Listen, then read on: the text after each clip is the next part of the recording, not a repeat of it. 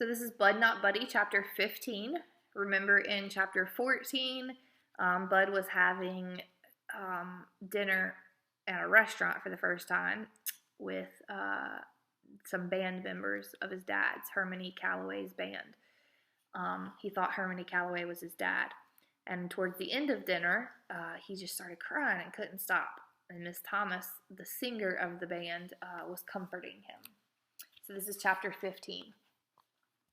"Now, Bud," Miss Thomas said, "this is what we call Grand Calloway Station." She parked the car in front of a big house and got out, so I grabbed my suitcase from the back seat and jumped out too. Even though I was still embarrassed and quiet about all the crying I'd just been doing at the Sweet Pea, I knew I was going to have to start talking sooner or later, so I asked her, "How come this house has got a name, ma'am?" She said Mr. Calloway said a long time ago that there were so many different people in and out of here at so many different hours of the day and night that it reminded him of that train station in New York City, Grand Central Station. The name kind of stuck. As soon as we got inside, Miss Thomas said, "I'll show you around the place tomorrow. Tonight, it's late and we're all pretty tired, so I'll take you right up to where you're going to be sleeping." I followed her up a staircase and we walked down a hall. Miss Thomas opened a door and we went in. On one side there was a bed and a window with some curtains, and on the other side were two little doors. Sitting in the space between the two doors was a chair and a little table like the kind you see in the moving pictures that women use to put lipstick on. It had a long skinny drawer that went across the bottom and a big round mirror stuck right on top. Next to the bed there was a little table with a lamp that had a picture of a skinny little black horse right in the lampshade. Miss Thomas turned on the lamp and the horse got all bright. Now I could see he was brown. Miss Thomas said, "We're going to have to talk to Mr. Calloway about where you can put your things, Bud.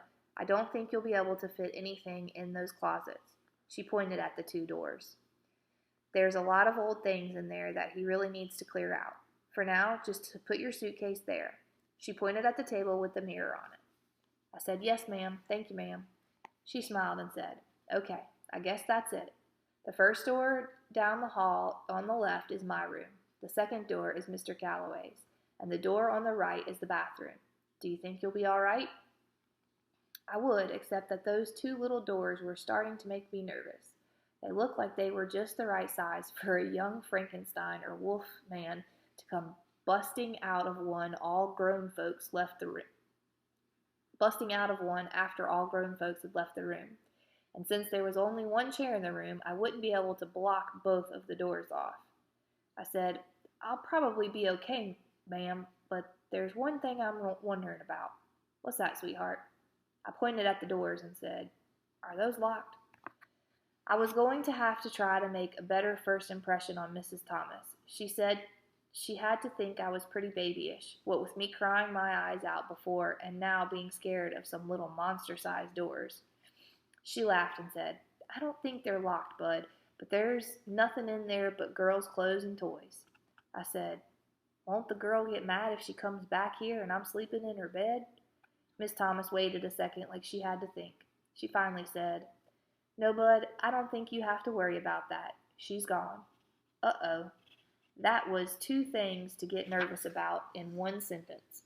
The first thing to worry about was Rules and Things number 547 or something. That was the one about when an adult tells you don't worry. The second bad thing was Bud Caldwell's Rules and Things to have a funner life and make a better liar out of yourself number 28. That one was real short one.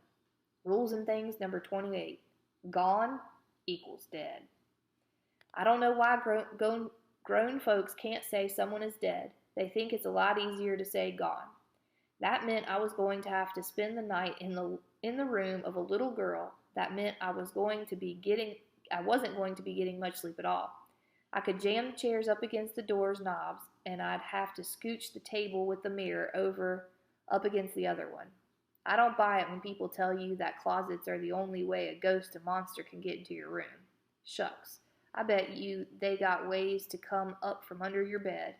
Or if they want to get at you real bad, I bet they can even slide out of a drawer that you think is shut good and tight. Miss Thomas said, "I'll see you in the morning. You get a good night's sleep." She closed the door and was gone, just like that. Before you could say Jack Robinson, I had the chair jammed underneath the one doorknob and was trying to figure out the best way to push the dresser thing when I heard some loud voices coming from the hall. It was Herman E. Calloway and Miss Thomas going at each other pretty good. They argued back and forth, so I sat on the bed and put my suitcase in my lap, hoping that Mr. Calloway would win the argument and they'd give me some other place to sleep. I can never get why grown folks will put a kid all alone in a bedroom at night. It's just like they give the ghost a treasure map, and instead of there being a big pot of gold where the X marks the spot, there's some poor kid that's sound asleep. The door banged open, and Herman E. Galloway stood there, huffing and puffing like the big bad wolf. Only with his belly, it looked like he'd already eaten the 3 little pigs. I wasn't too worried because I could see that the toes of Mrs. Thomas's shoes in the doorway.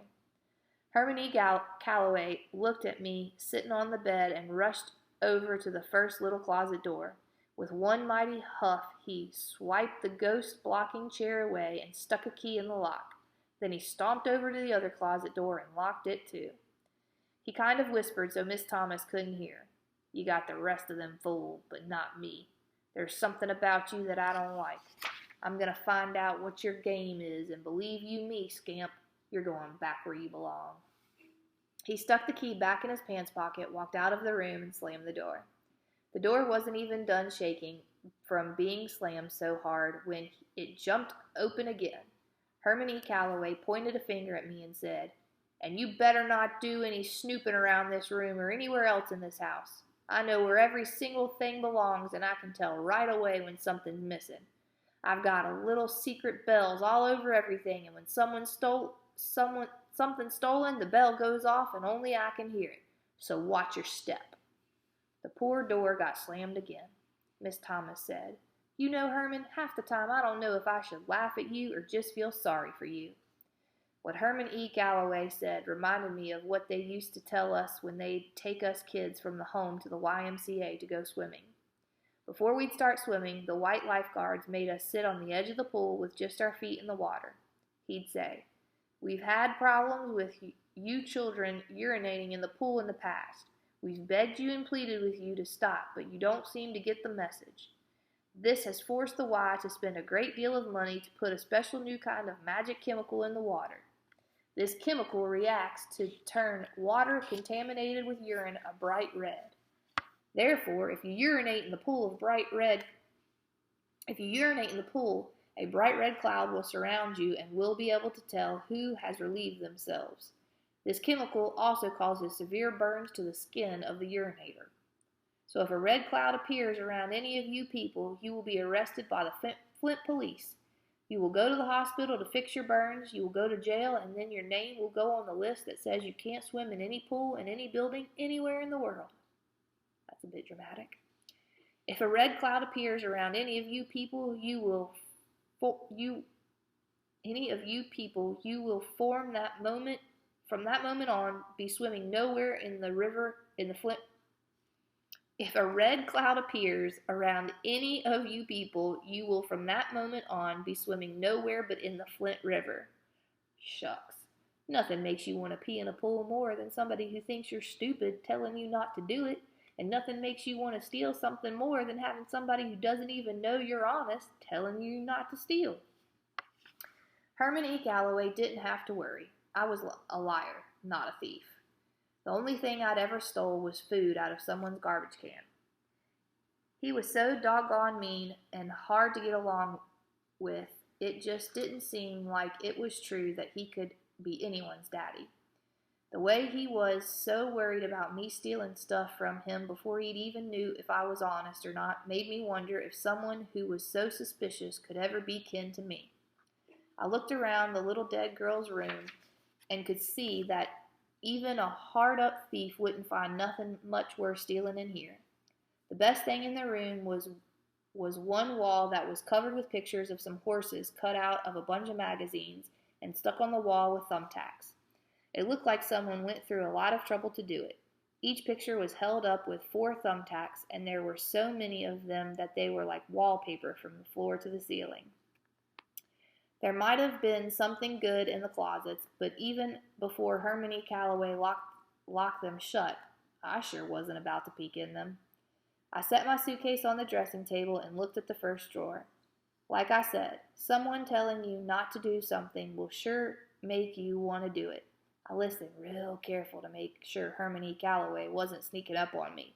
Then I pulled the drawer open. There were 3 boxes of thumbtacks and one of these doggone Taekwondo pencils. Can't say that brand name.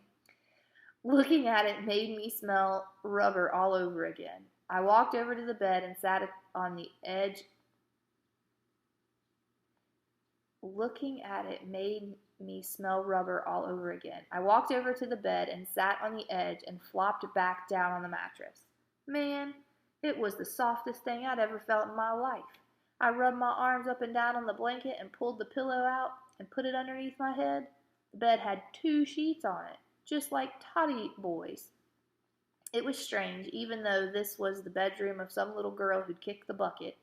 I wasn't feeling scared or nervous at all. Kicked the bucket. That's an idiom.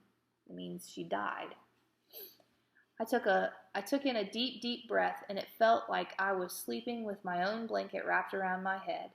I took a couple more deep breaths, and I could hear Mama starting to read another story to me. I wanted to climb under the covers to see what it felt like to sleep with 2 sheets, but before I could even move, whoop, zoop, sloop, I was sleeping like a dead man. The last thing I remember hearing was, "Not me," said the horse. "Not me," said the sheep. "Not me," said the werewolf. I knew I was going to have a great sleep, because even though a monster had gone and snuck himself into a story, I didn't care. Nothing could hurt me now. And that was the end of chapter 15. Make sure that you find a part of your book log to respond to.